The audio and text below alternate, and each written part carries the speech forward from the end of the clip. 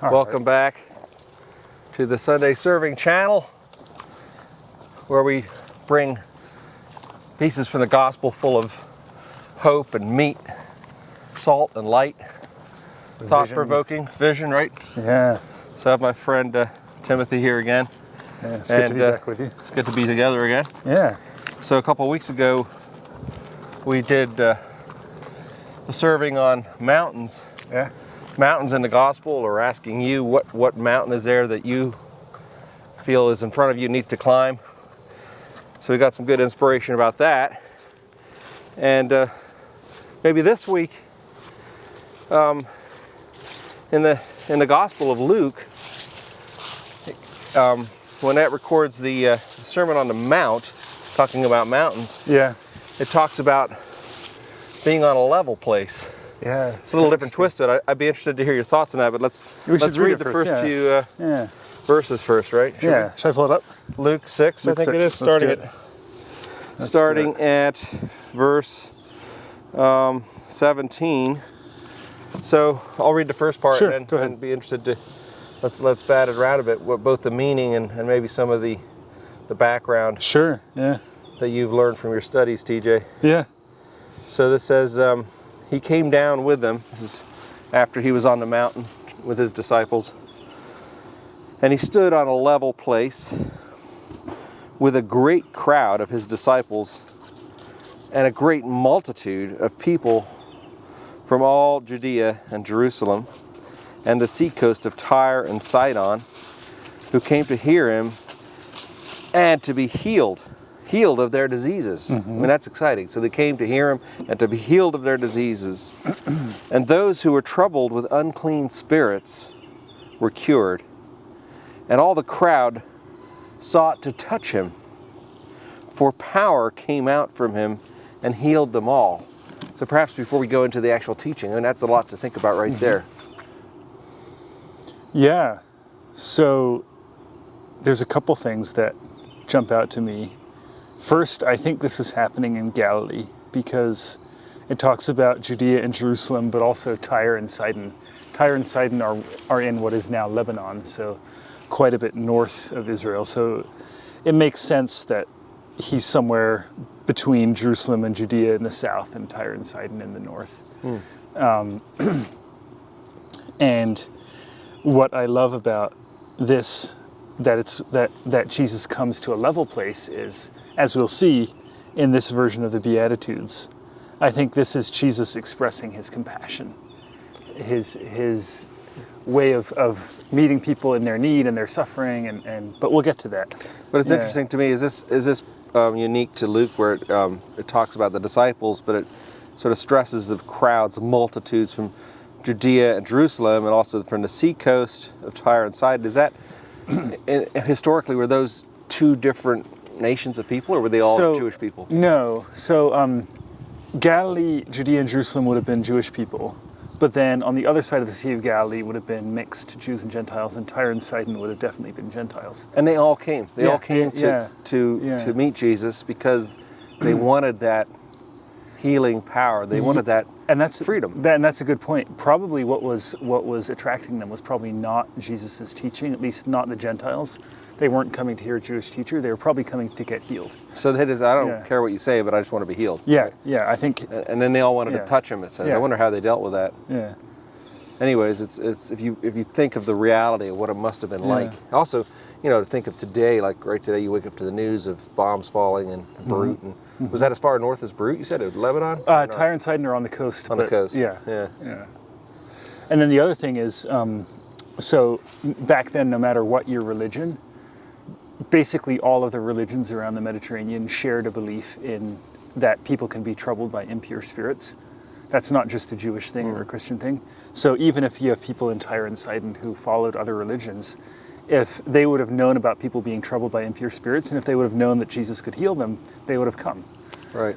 So finding, I mean, that's just totally universal. That longing for peace, for healing, for freedom from whatever the ailments are, if it's physical or spiritual or emotional.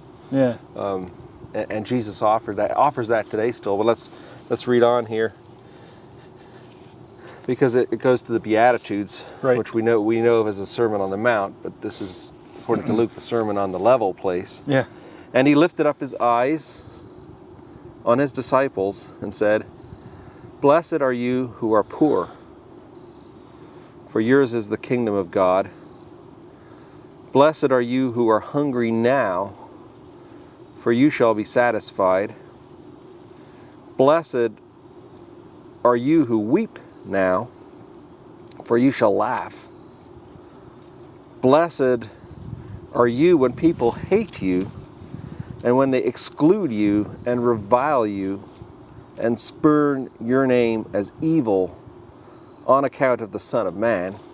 Rejoice in that day and leap for joy, for behold, your reward is great in heaven, for so their fathers did to the prophets." Yeah. Let that sink in, but I mean, the Beatitudes are familiar from Matthew, Right. from Mark, Right. from Matthew mainly.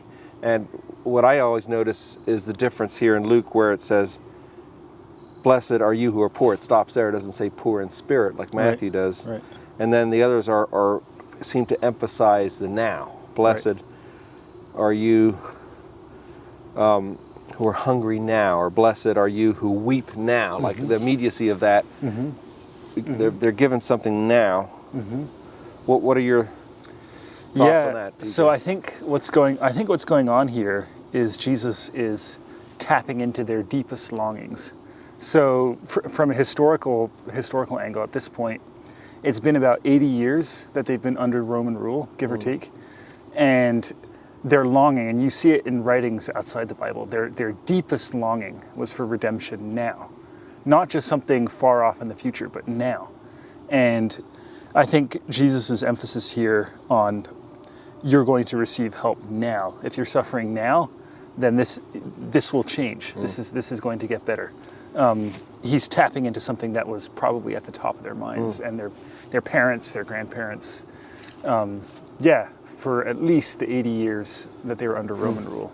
That's interesting, and I think you're right, Yeah. TJ. But I think, can't we say the same today? Oh yeah. Isn't this now eternal? And the answer in Jesus is now. It's here. It's you now. It's me. It's your children tomorrow. Yeah. And it's responding to a longing more. I think. Yeah. Do you think that Jesus just really means to bless poverty? No. Or it's that longing for fulfillment, for change, and for hope, for a new shot. I don't know, for something. Yeah. And the other thing is, if you compare this with Matthew, it's so hunger, weeping, hatred, and then insults. At least the poor, the part about being poor and the part about being hungry, those are real things. In Matthew, it's poor in spirit and all that. It's also important, but it's more kind of the things that go on in your heart and mind. And here, it's at least the first two are addressing real, concrete issues that people struggle with. Yeah. And I think that also speaks to that we're complete people. You can't just isolate the spiritual and say, let's fix that and then everything will be fine. So the life, the physical life and the spiritual life It's are all one. together. It's community. Yeah. It's together. You can't separate it. I like that. Yeah.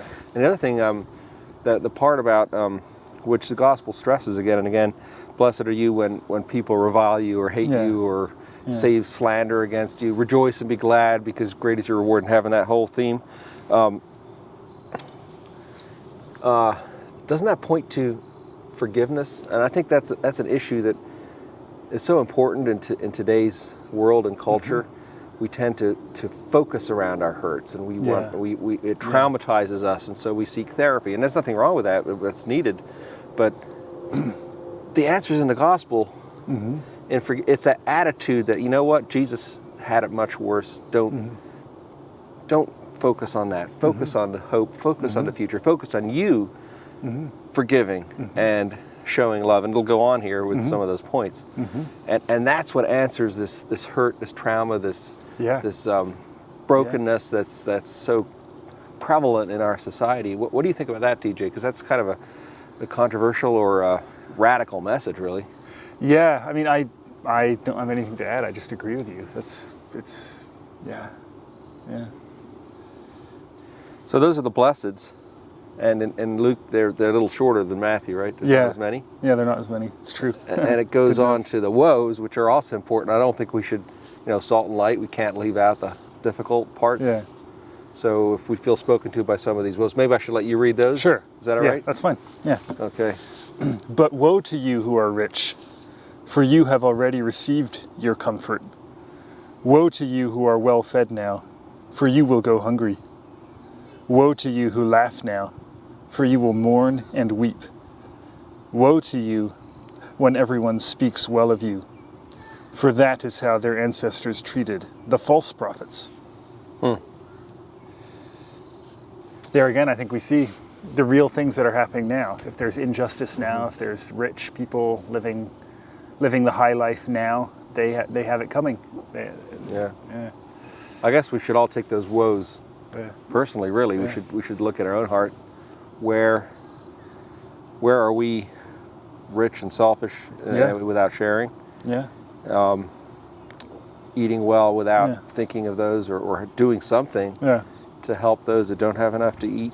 And that last point, woe to you when everyone speaks well of you, for that is how their ancestors treated the false prophets. That's a tough challenge. I mean, as Christians, we want to be getting out there, telling people the good news and encouraging people and supporting people. But if people kind of butter us up and make us feel good about ourselves, I think that's a warning against that. I mean, I don't think we need to go crazy and like tell people to shut up when they start saying good things. Why not? Maybe we should. That's a good point. But we should at least be aware of it. My mother always was very allergic to flattery. Yeah. And that's what it is. If you flattery, where you're falsely, or maybe not falsely, but you're emphasizing speaking well about someone, but there's always a motive, right? There's always a motive to you want to get something out of it, and that's, I think, Jesus is speaking against hypocrisy and false motives. And you're much better off if not everybody appreciates what you're doing, as long as you're doing what's right. Yeah. And I think it's important to love and to give and to encourage people. Yeah. But you're doing that out of a genuine motive, Right. out of love, right? That's what Jesus loves. That's what we should do. Yeah. But to just smear things over or puff people up because we want something in return, that's not the gospel. Yeah, that's wrong. Yeah. Anyways, the woes, the blesseds, the Beatitudes from the level place. Should we go on a little section? Sure, why not? Well, up to you. So the next part, I mean, you can go on with Luke. We won't manage to cover it all, but maybe one more section here, because I love this part. This is very important. This will solve wars, both personal and in the world, and other divisions.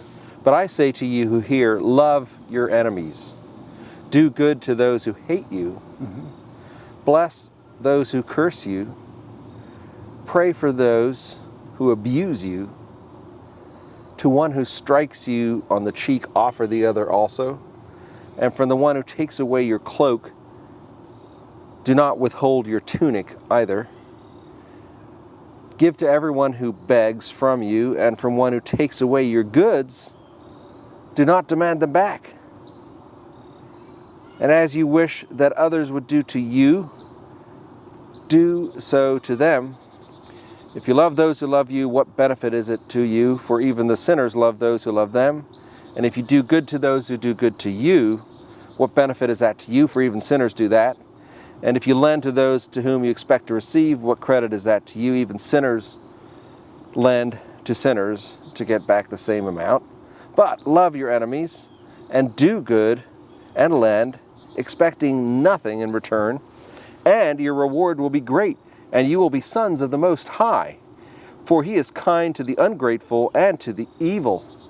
Be merciful, even as your Father in heaven is merciful. Wow. So that first line, but I say to those of you who hear, I love that because it's a little prod to us. Are we hearing? Are we hearing? Yeah. He could have just kept on talking, please. I say to those of you who hear, are we listening? And that goes right back to when the Israelites crossed the sea, the Red Sea, and then Moses leads them in singing that song in Exodus 15, and then he later presents to them the commandments of God. they say, all that the Lord has spoken, we will do and we will hear.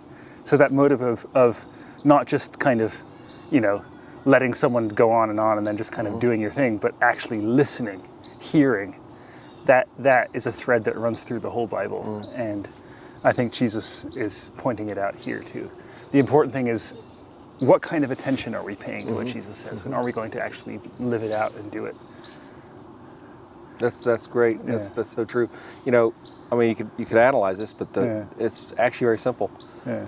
Love your enemy, Yeah. which is not in our human natures to do. We want to Do the our opposite. hackles raised. We want to take revenge. We want to if you hurt me, I want to hurt you back.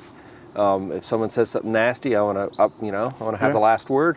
Yeah. And whether it's in personal stories in life, in your family, with your spouse, with your children, with your brothers and sisters, or whether it's in neighborhoods or feuds between neighbors, or whether it's in a workplace. And then look at the national scene. Look at politics. Right. Look in our country, the division. Right. Look internationally, all these conflicts that seem Terrible insolvable, wars, and wars that just need to stop. Yeah. And do we kill our enemy? Or do we love Or them? do we believe that Jesus' word that you can love your enemy and it hurts? I mean, it's gonna have a cost. You Right. got to turn that other cheek. Right. If someone does something bad to you, you have to do something good in return. Right. And whatever microcosmically or on a big scale. Right.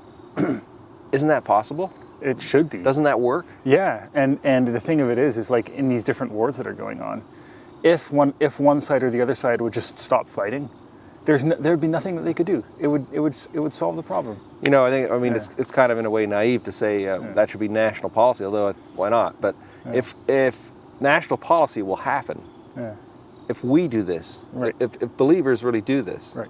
Right. and we spread the good news and say, hey, this works. Right. This works between you and me. This works in a family. Right. To forgive, to turn the other cheek, to do good Right. instead of returning evil. Right. To lend when you don't expect to get anything in return. It needs to start grassroots, one person at a time, and I think that's what grows into a movement that is unstoppable. Right. And then